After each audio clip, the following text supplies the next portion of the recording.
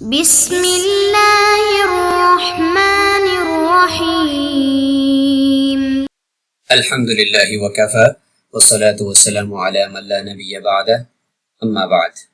عزیز طلبہ اکرام، اللہ تعالیٰ سے امید ہے کہ آپ سب خیر و عافیت سے ہوں گے۔ جامع ترمذی کا سبق نمبر 62 ہے اور اس سبق میں ہم یہ دو ابواب پڑھیں گے۔ پہلا باب ہے کہ باب ما جاء فی غسل دم الحیض من الثوب، کہ کپڑے کو اگر حیض کا خون لگ جائے تو اس کو دھونے کا بیان، اور باب ما جاء فی کم تمکث النفساء، کہ بچہ پیدا ہونے کے بعد جو خون آتا ہے تو اس کو نفاس کا خون کہتے ہیں۔ تو نفاس والی عورتیں کتنی دیر تک اور کتنے دنوں تک وہ ٹھہریں گی، یعنی نماز اور روزہ نہیں کریں گی، یعنی نفاس کی زیادہ سے زیادہ مدت کے بارے میں۔ گزشتہ سبق کا خلاصہ آپ ملاحظہ فرمائیں، حائضہ کی جوٹے کا بیان تھا، حائضہ کے کچھ متفرق مسائل تھے۔ تو اس سبق میں کپڑوں سے حیض کے خون کو دھونے کا بیان ہوگا اور نفاس کی زیادہ سے زیادہ مدت ہوگی، حدیث کے کچھ دیگر فوائد اور حکمتیں بھی ہوں گی۔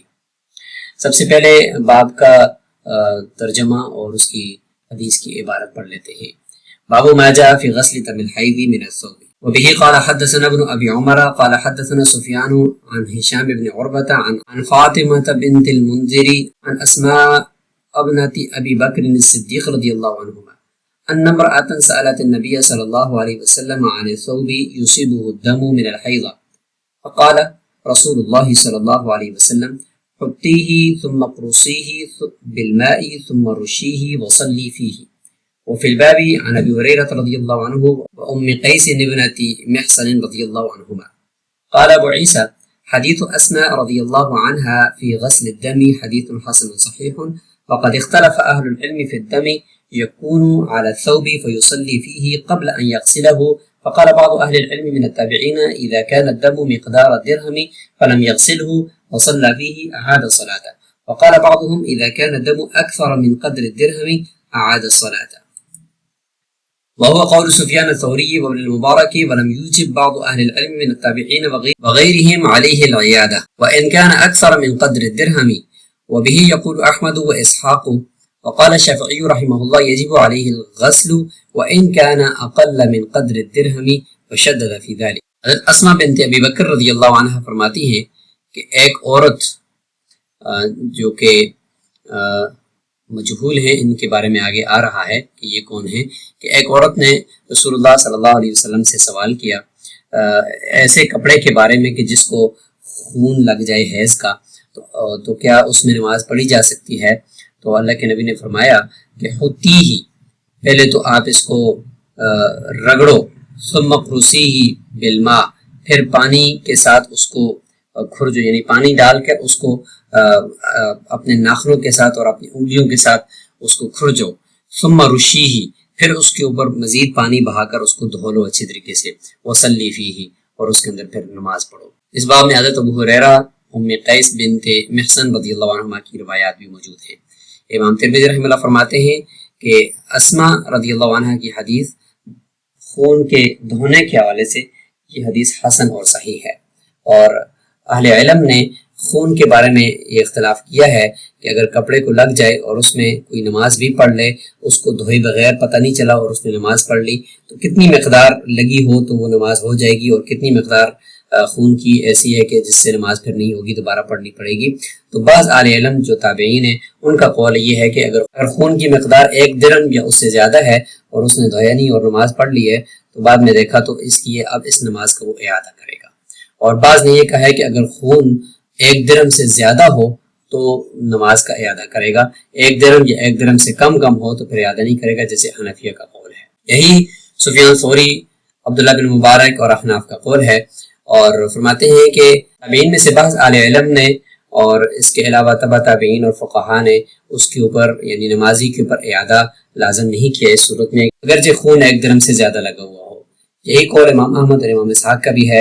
امام شافعی رحمہ اللہ فرماتے ہیں کہ اس کے اوپر اس خون کا دھونا واجب ہے، اگرچہ 1 درہم سے کم بھی لگا ہوا ہو، اگر پتہ چل گیا تو اس کو دھونا لازم ہے۔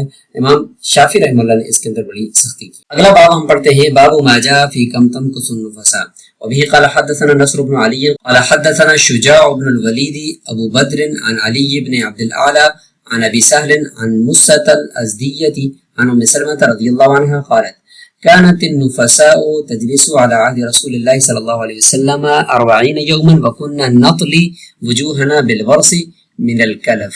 قال أبو عيسى هذا حديث لا نعرف إلا من حديث أبي سالم عن موسى الأزدية عن أم سلمة رضي الله عنها. واسم أبي سالم كثير بن زياد. قال محمد بن إسماعيل رحمه الله علي بن عبد الأعلى ثقة وأبو سالم ثقة ولم يعرف محمد هذا الحديث إلا من حديث أبي سالم.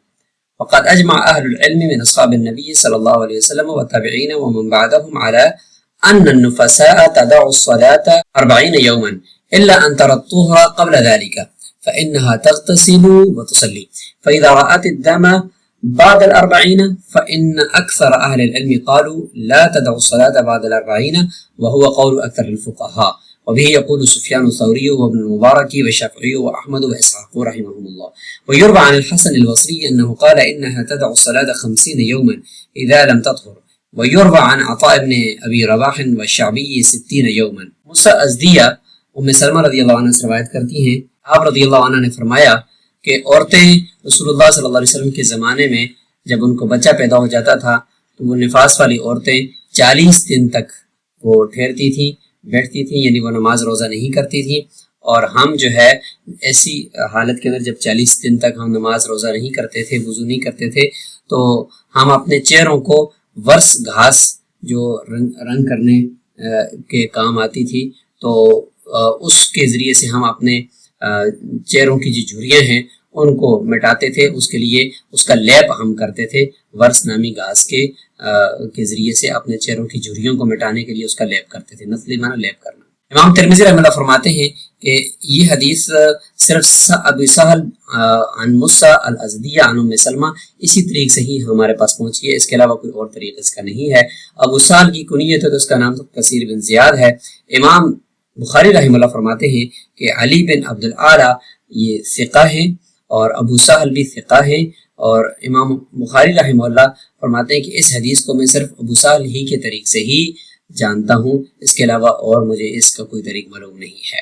صحابہ اکرام اور تابعین اور اس کے بعد تبع تابعین اور فقہا میں سے اکثر کا اس بات پر اجماع ہے کہ نفاس والی عورتیں جو ہے وہ 40 دن تک نماز روزے کو چھوڑ سکتی ہیں، اللہ یہ کہ اگر طہر اس سے پہلے آ گیا 30 دن 20 دن 25 دن تو پھر اسی وقت ہی وہ غسل کر کے نماز شروع کر دیں گی.